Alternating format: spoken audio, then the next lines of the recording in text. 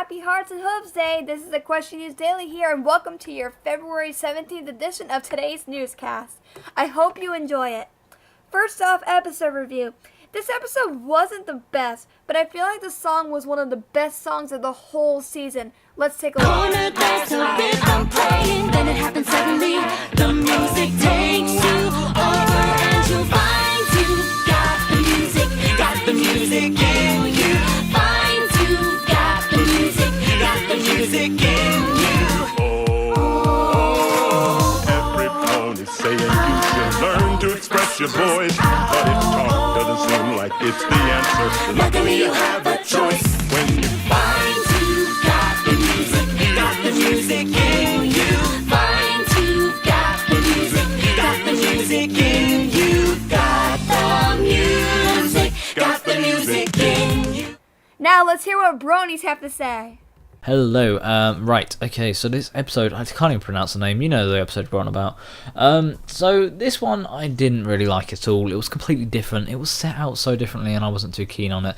The entire format of the entire episode, like how it was played out, how the characters worked and all stuff like that, I really wasn't too keen on. So, personally, if I was going to give it a rating, I'm going to give it a pretty low rating, maybe something like 5, because I've watched it again, and once again I really wasn't too keen on it. But some people can enjoy it. I can see where they're coming from when they enjoy it, but it's sort of really reflected back to the sort of idea of it being a kid show kind of thing. Yeah, I know it is a kid show, but you know, it separates itself a little bit, and I didn't enjoy it as much. Hey guys, Fluttershy is shy. And that's kind of the biggest thing with this episode. It kind of bugged me a little bit that they kept trying to touch on this. This would have been a good episode to do at the beginning of the season, or better yet, at the beginning of season 1, when she was still meeting her friends, when she was still shy. Another big thing in this episode, we hear Big Mac singing, at least until he loses his voice. And that really kind of surprised me. I'm used to just hearing him say yep and nope. Also, Pinky was a terrible friend. Sure, it was done for comedy, but they were breaking her character for this. So I don't really want to allow it. The thing I did like was they brought back Poison Joke with Zecora. I am really glad they brought back Flutter Guy. When I was watching the stream, a lot of people kept saying in the chat, hey guys, Flutter Guy is canon. Guys, she was canon before this. She was canon as soon as Spike made the joke. Now, don't get me wrong, I really, really like this voice actor. He's really, really funny, and I really just love hearing his voice and watching Fluttershy talk. Better yet, he got to sing in this episode, and that was very funny. All this in mind, I'd have to give the episode a 7 out of 10. It could have gotten better, it could have done worse. It lost definite points because of what it did with Pinkie Pie, but it definitely gained points because I liked the songs. But yeah, I'd say 7 out of 10 is my solid and total review. Now, watching it later, I may give it higher, I may give it lower. The point is, it's a cliche episode that's been done before in many shows. But that's my opinion. It was terrible, but 9 out of 10. While making its way onto iTunes, the latest episode had a bit of a name change. They changed the name to Flutter Fear after having Fluttershy being scared to sing in front of all of Ponyville. The original idea for the name was going to be The Return of Flutter Guy, but Flutter Fear sounded a lot better. They're going to keep the name that was put on the show, for now. Ladies and gentlemen, he has made reaction videos with many famous bronies like Little Shy FIM, and he hopes to make more in the future. His videos include reactions to Smile HG and Swag.Muff. Here is Kairi Cashew. No, please. She drank too much Red Punch. What gave you the idea for your reaction videos? Well, actually, funnily enough, I wasn't the one who came up with the idea to make reaction collabs, or to even make reaction videos in general. Six Color Rainbow was the guy who started the whole thing when he and Bass Beast JD decided to make a reaction collaboration to Party.Muff. Because see, before that, Six was doing his own reaction videos, which he got into because of Jack T. Herbert, who, you know, did his own reaction series up until recently. But yeah, a bunch of us guys found Six's channel, saw that he was doing this collab, and we all got to be a part of it. And eventually we decided to get together and continue making these videos. But Six couldn't continue editing them because he had to go to military academy, so I took over as the editor. And I wasn't really confident being the editor for the series, but with time and experience, I've gotten much better at it, and I know a whole lot more about what works and what doesn't these days, so it's been a fun learning experience for me. and I'm actually glad that I ended up being the editor for it. I gotta say, your editing is very good. What software do you use? I use Sony Vegas Pro 11 because I bought it right before they announced 12, and I didn't have any money left to update it.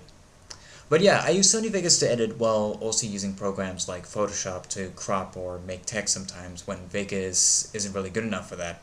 And I definitely want to expand into other programs and try meshing what these other programs can do along with Vegas to just like add more to the series, because I come up with some kind of ideas on how I want to edit things, like for a joke or something like that. So I want to try experimenting with After Effects and Flash, but as I'm still learning how to use those programs, I'm just going to be sticking with what I know for now.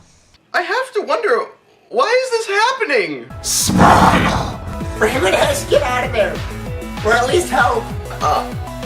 Oh no, she's crying! Oh, now see, when she's crying, that's not alright. Have you ever planned on continuing with more reaction videos? Oh yeah, definitely. I haven't really made one in quite some time, and I apologize for that, but that's because school at the moment has been taking priority.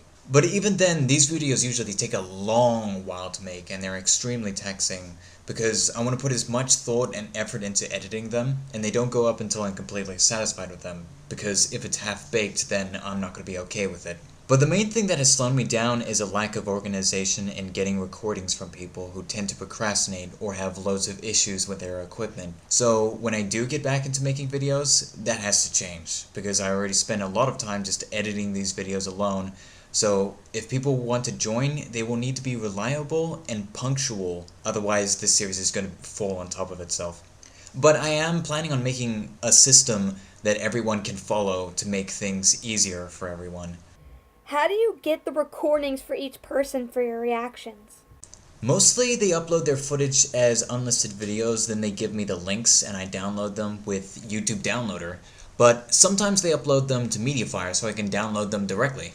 But also because a lot of people I work with are in my Skype contacts, they usually send me their reactions over Skype, which is a really bad idea.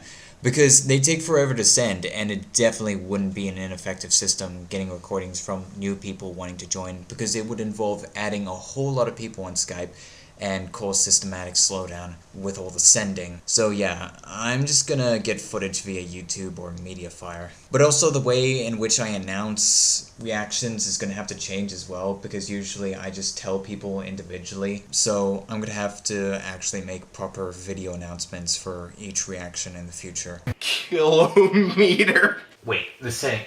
Run Super Saiyan. There's a setting. The setting is literally on your. I gotta ask, what's your favorite pony and why? Rainbow Dash, because she's red. No, but interestingly enough, Artie was a character that convinced me to give the show a chance back when I first discovered it, because I was familiar with My Little Pony before, but only with Gen 1, because I was forced to see the movie and I didn't really enjoy it.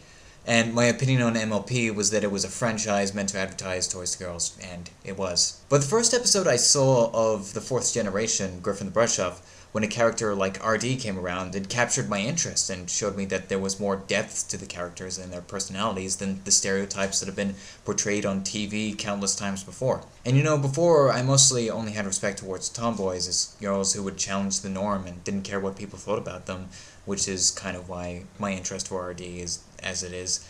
But then I realized, hey, you can be any kind of person you want, despite whether you want to follow gender roles or not. You can be into sports, you can be spoke smart, you can be jumpy and random as you want to be, and you are definitely allowed to care about your appearance and make yourself look and feel good if you want to. Which is why I have so much respect for Rarity as well as a character who chooses to look good because she wants to, not because anybody else told her to. Femininity isn't a bad thing, and it can be entertaining as well. That's why we watch the show, because it is a girly show done right. Now lastly, what do you have to say to the fans of your videos? Can I just say you guys are incredible? Like, all of you just came out of the blue and it's been amazing how much support you've already shown. And it makes me really chuffed to see how much of you have been enjoying the stuff I've been making, so thanks so dang much. But also I suggest checking out some other stuff I've been involved with that I haven't really announced recently. Like the Super Pony Power Hour, I've collaborated with Brony Edition, which is basically like Ponies the Anthology, except less impressive. Or Journey of the Spark, which is a fan-made movie in the works being directed by Eric Reidenard that I helped with writing. So you can check those out if you want. They're both on YouTube. All you gotta do is look them up. Thanks to Equestria News Daily for interviewing me, and thanks to everyone again. It's been real awesome. So now, camera's a bit high up. That is it for Equestria News Daily. Check out my Twitter at Equestria_news, my Brony Square, and my Instagram, and all the links below. Today's line is from Pinkie Pie. Secrets and lies. It's all secrets and lies with all these ponies. Sounds like a normal day in high school to me. Have a great day, and I hope you had a great Hearts and Hooves day.